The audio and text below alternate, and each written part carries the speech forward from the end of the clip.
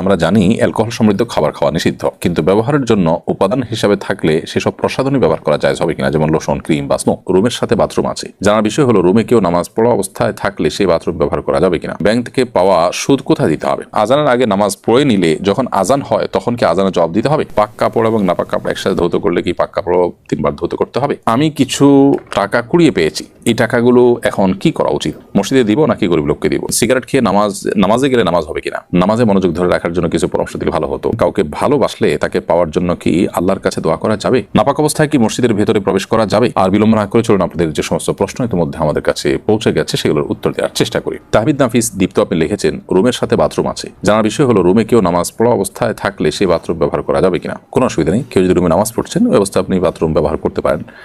রুমে একজন নামাজ পড়ছেন মানে এই না যে আপনি রুমে টয়লেট ইউজ করতে পারবেন না, বাথরুম দরজা খুলতে পারবেন, এরকম কোনো নিষেধাজ্ঞা নেই। আব্দুল সামাদ আপনি লিখেছেন ব্যাংক থেকে পাওয়া সুদ কোথায় দিতে হবে। ব্যাংক থেকে সুদ যদি অটোমেটিক চলে আসে তাহলে সেক্ষেত্রে সেটা গরিব দুঃখী অভাবী মানুষদেরকে দান করে দিবেন সবার নিয়ত করা ছাড়া। যেহেতু ব্যাংকের এই সুদ তার প্রকৃত প্রাপককে তাকে খুঁজে বের করে ফেরত দেওয়া সম্ভব না, সেজন্য এই কাজটি আপনি করবেন। আর যদি শুধু ব্যাংকে লেনদেন না করার সুযোগ থাকে, অপশন থাকে, তাহলে সেটাকেই আপনার গ্রহণ করা উচিত। নূরজাহান নুরি লিখেছেন আজানের আগে নামাজ পড়ে নিলে যখন আজান হয় তখন কি আজানের জবাব দিতে হবে। আজানের জবাবের সাথে আসলে নামাজের সম্পর্ক নেই। আপনি আজানের আগে ওয়াক্ত হয়েছে তখন নামাজ পড়ে ফেলেছেন, কিন্তু এরপরে আজান হচ্ছে, তো এখন আপনি আজানের জবাব দিতেই পারেন, কোনো অসুবিধা নেই। মোহাম্মদ আশিক মন্ডল লিখেছেন পাক কাপড় এবং নাপাক কাপড় একসাথে ধৌত করলে কি পাক কাপড় 3 বার ধৌত করতে হবে। পাক কাপড় আর নাপাক কাপড় যদি মিশিয়ে ফেলেন, অর্থাৎ বালতির মধ্যে মিশিয়ে ফেলেন, তাহলে ধোয়ার ক্ষেত্রে 3 বার করে চিবাতে হবে সবগুলোকেই। আর যদি এমনিতেই পাক কাপড় নাপাক কাপড় ছিল, নাপাক কাপড়ের নাপাকি পাক কাপড়ে লেগেছে বলে মনে না হয়, তাহলে সেক্ষেত্রে পাক কাপড়কেও 3 বার চুবানো আবশ্যক নয়। আর যদি মনে হয় যে না নাপাক লেগে গেছে পাক কাপড়ের মধ্যে, তাহলে সেক্ষেত্রে 3 বার এখানে চিবাইতে হবে আপনাকে অবশ্যই। এরপর প্রশ্ন করেছেন আব্দুর রহমান, আপনি লিখেছেন আমি কিছু টাকা কুড়িয়ে পেয়েছি, এই টাকাগুলো এখন কি করা উচিত। মসজিদে দিব নাকি গরিব লোককে দিব। আপনি কুড়িয়ে পাওয়ার টাকার মালিক খোঁজ করবেন। মালিক খোঁজ করে যদি পাওয়া সম্ভাবনা না থাকে তাহলে সেক্ষেত্রে কোনো গরিবদেরকে দান করে দিবেন মালিকের পক্ষ থেকে। আশরাফুল আহমেদ আপনি লিখেছেন সিগারেট খেয়ে নামাজে গেলে নামাজ হবে কিনা। ভাই আশরাফুল, আপনি ধূমপান করেছেন, অবশ্যই সেটা একটি অপরাধ, গুনাহের কথা। আবার সেটা খেয়ে পান করে আপনি যদি নামাজে যান তাহলে সেক্ষেত্রে মুখের যে দুর্গন্ধ আছে সেই দুর্গন্ধে কোনো মানুষ ক্ষতিগ্রস্ত হতে পারে, সেই জন্য কোনো মানুষের কষ্ট হতে পারে, সেই জন্য এটি নাজায়েজ কথা। অর্থাৎ আপনি ধূমপান করলেন, ধূমপান করে মসজিদে মুসল্লিদের কষ্টের কারণ হলে সেটি গুনাহের কথা। কিন্তু সেই সাথে আপনাকে এও মাথায় রাখতে হবে, যদি আপনি ধূমপান করেন এবং ধূমপান করার পর মসজিদে গিয়ে নামাজ পড়েন তাহলে সেক্ষেত্রে নামাজটা হয়ে যাবে। তবে এক্ষেত্রে আপনার যেটা করা উচিত সেটা হলো যে ধূমপান তো ছেড়ে দেওয়া উচিত। ধূমপান করাটাই তো গুনাহের কথা, আপনি সেটা ছাড়তে পারছেন না আপাতত, তাহলে সেক্ষেত্রে নামাজ ত্যাগ করবেন না। নামাজ আপনাকে ঠিকই পড়তে হবে, তবে নামাজের আগে মসজিদে যখন যাবেন বিশেষ করে বা নামাজ দাঁড়াবেন তখন আপনি মুখ ভালো করে পরিষ্কার করে অন্তত দুর্গন্ধ দূর করার উদ্যোগ নিয়ে তারপর নামাজ যাবেন, মসজিদে যাবেন। পিঙ্কি মনি আইডি থেকে আপনি লিখেছেন সন্তানের আকিকার গোশত আমরা পিতামাতা খেতে পারবো কিনা। অবশ্যই খেতে পারবেন। সাইয়েদ সাব্বি আপনি লিখেছেন নামাজে মনোযোগ ধরে রাখার জন্য কিছু পরামর্শ দিলে ভালো হতো। আপনি সবচেয়ে বড় পরামর্শ আমি যেটা দেবো আপনাকে সেটা হলো যে তাড়াহুড়ো করে নামাজ না পড়ে যত লম্বা সময় নিয়ে সম্ভব সেটা নামাজ পড়েন। কি পড়েন নামাজের মধ্যে সেগুলো বুঝে পাওয়ার চেষ্টা করেন। আবু সুফিয়ান লিখেছেন আমি হোস্টেলে থাকি, নানান সময় খাবার খারাপ হলে তা ফেলে দিই, এটিকে অপচয় হবে। অপচয় হলে এটার জন্য কে দায়ী থাকবে। ভাই আবু সুফিয়ান, হোস্টেলে থাকা অবস্থাতে আপনি ছাত্র মানুষ, সেখানে খাবার খারাপ হলেই যদি আপনি ফেলে দেন তাহলে সেক্ষেত্রে সেটা অবশ্যই অপচয় হবে। বিশেষ করে জেনে ফেলে দিলে যদি আপনি খাবারের উপযোগী মনে না করেন অন্য কাউকে দিতে পারেন, যদি সেরকম কেউ নেওয়ার মতো না থাকে, সবারই আছে হোস্টেলে বন্ধুরা, তাহলে সেক্ষেত্রে এটা এমন কোথাও ফেললেন যেখান থেকে অন্য কোনো প্রাণীরা খাবার হিসাবে গ্রহণ করলেন, তাহলে সেটি ভিন্ন কথা হবে। রাজু ইসলাম রাজু লিখেছেন কাউকে ভালোবাসলে তাকে পাওয়ার জন্য কি আল্লাহর কাছে দোয়া করা যাবে। ভাই রাজু ইসলাম, কাউকে যদি আপনি ভালোবাসেন, কাউকে পছন্দ করেন, বিয়ের আগে যে পছন্দ করাটা, এই পছন্দ করা এক জিনিস আর ভালোবাসা আরেক জিনিস। পছন্দ করলেন সেটিতে হতেই পারে, তাহলে আল্লাহর কাছে বললেন যে আল্লাহ অমুককে আমার কাছে দিনদার মনে হয়, আমি তাকে পেতে চাই। আপনি দোয়া করতে পারেন, কিন্তু তার চেয়ে উত্তম দোয়া, আদর্শ দোয়া হলো যে আল্লাহ যদি তাকে পাওয়ার মধ্যে আমার কল্যাণকর হয় আপনি ব্যবস্থা করে দিন, আর না হলে আমার মন থেকে তাকে দূর করে দিন।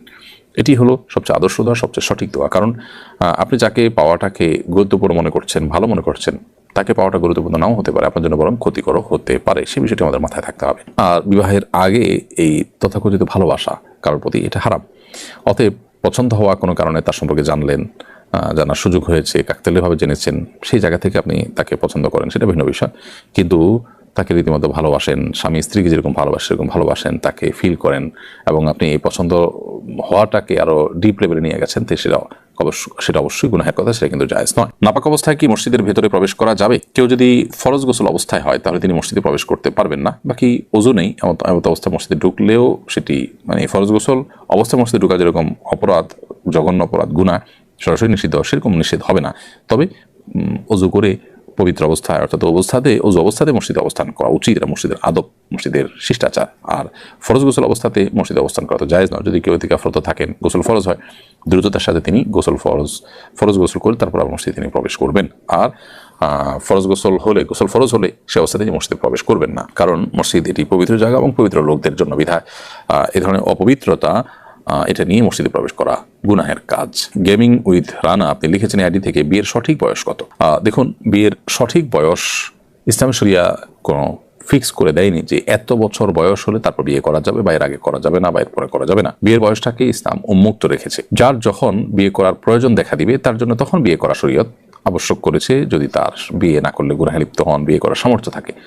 বিশেষ করে তরুণ বয়সে ইসলাম বিবাহ করতে উৎসাহিত করেছে, কিন্তু এর কোনো সময়সীমা ঠিক করে দেয়নি শরীয়ত। অতএব শরিয়ার দৃষ্টিভঙ্গিটা এক্ষেত্রে যথেষ্ট প্রশস্ত রয়েছে। এরপর তানজিলা ইসলাম আপনি লিখেছেন, আমরা জানি অ্যালকোহল সমৃদ্ধ খাবার খাওয়া নিষিদ্ধ, কিন্তু ব্যবহারের জন্য উপাদান হিসাবে থাকলে সেসব প্রসাধনী ব্যবহার করা যায় হবে কিনা, যেমন লোশন, ক্রিম বা স্নো।